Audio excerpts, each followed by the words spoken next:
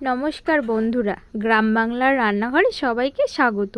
আজকে আপনাদের সাথে শেয়ার করব একটা জনপ্রিয় রেসিপি। সব বাঙালি বাড়িতেই হয়, কাতলা মাছের মাথার মুড়ি ঘন্ট। এখানে প্রায় 1 কেজি মাছের মাথা নিয়েছি ও 2টো আলু ছোট ছোট করে কেটে নিয়েছি, আর 100 গ্রাম আতপ চাল নিয়েছি। আপনারা চাইলে এটি গোবিন্দভোগ চাল দিয়েও বানাতে পারেন। এবার মশলা নিয়েছি আদা জিরে বাটা, হলুদ, লবণ, পেঁয়াজ, লঙ্কা বাটা। মশলাটা একসাথে আগে করে রেখেছি। এবার প্রথমে শুকনো খোলায় আতপ চালটা ভেজে নেব। আতপ চালটা ভাজা হয়ে গেছে, আতপ চালটা নামিয়ে নিয়েছি। এবার ওই কড়াই বসিয়ে দিয়েছি। কড়াইয়ে সর্ষের তেল দিয়ে দেব। তেলটা গরম হয়ে গেছে। ছোট ছোট করে কেটে রাখা আলুগুলো বেশ লাল লাল করে ভেজে নেব। এবার আলুর মধ্যে কিছুটা পরিমাণ হলুদ ও কিছুটা পরিমাণ লবণ দিয়ে আলুটা বেশ লাল লাল করে ভেজে নামিয়ে নেব। এই কাতলা মাছের মুড়ি ঘন্ট প্রায় সব বাঙালি বাড়িতেই হয়ে থাকে, আর এটি একটি খুব জনপ্রিয় রেসিপি। এবার এদিকে আমরা মাছের মাথাটায় নুন হলুদ মাখিয়ে রেখে দেব। মাছের মাথার মধ্যে নুন হলুদ মাখানো হয়ে গেছে। এবার আলুগুলো এদিকে ভাজা হচ্ছিল। আলুগুলো বেশ লাল লাল করে ভাজা হয়ে গেছে। এবার একটা বাটিতে আলুগুলো তুলে নেব।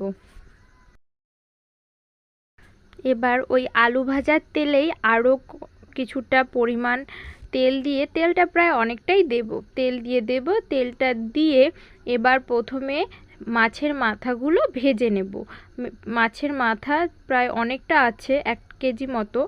মাছের মাথাটা বেশ লাল লাল করে কড়া করে ভেজে নিতে হবে। মুড়িঘণ্ট করার জন্য মাছের মাথাটা প্রায় অনেকটা বেশ কড়া করেই ভাজতে হয়। মাছের মাথাটা একটু বেশ লাল লাল করে ভেজে নেব। মাছের মাথা ভাজাও হয়ে গেছে।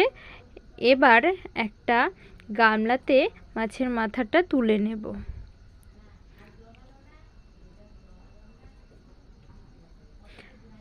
এবার ওই তেলে একটা শুকনো লঙ্কা, 5 ফোড়ন ও তেজপাতা ফোড়ন দিয়ে দেব। তারপর পেঁয়াজ কুচিটা দিয়ে প্রায় একটু হালকা লাল লাল করে পেঁয়াজটা আগে ভেজে নেব। তারপরে সব মশলাগুলো দিয়ে কষিয়ে নেব।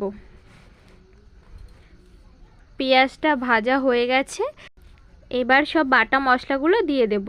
পেঁয়াজ রসুন বাটা, কাঁচা লাল লঙ্কা বাটা, আদা বাটা, হলুদ গুঁড়ো, লবণ, জিরে ধনে বাটা সব দিয়ে মশলাটা আগে প্রায় অনেক কিছুক্ষণ মশলাটা কষিয়ে নেব।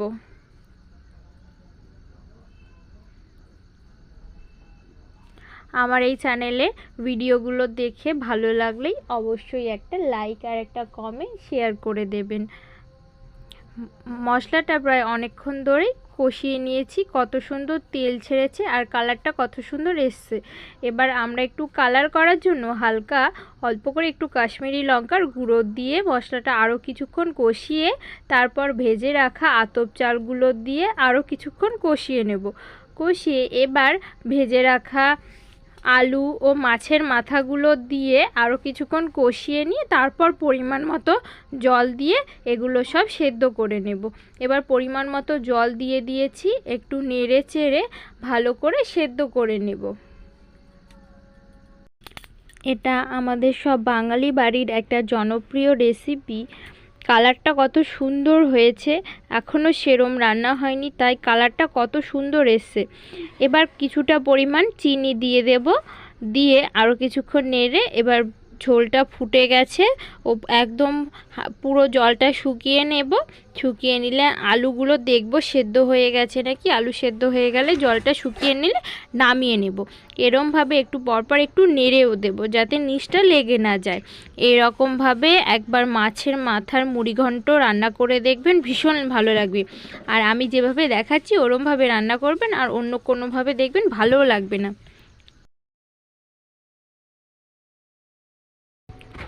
এবার একটু গরম মশলার গুঁড়ো দিয়ে কিছুক্ষণ আরও একটুখানি নেড়ে চেড়ে গরম মশলার গুঁড়োটা মিশিয়ে নিয়ে আরও কিছুক্ষণ একটু ফুটিয়ে নিয়ে নামিয়ে নেব।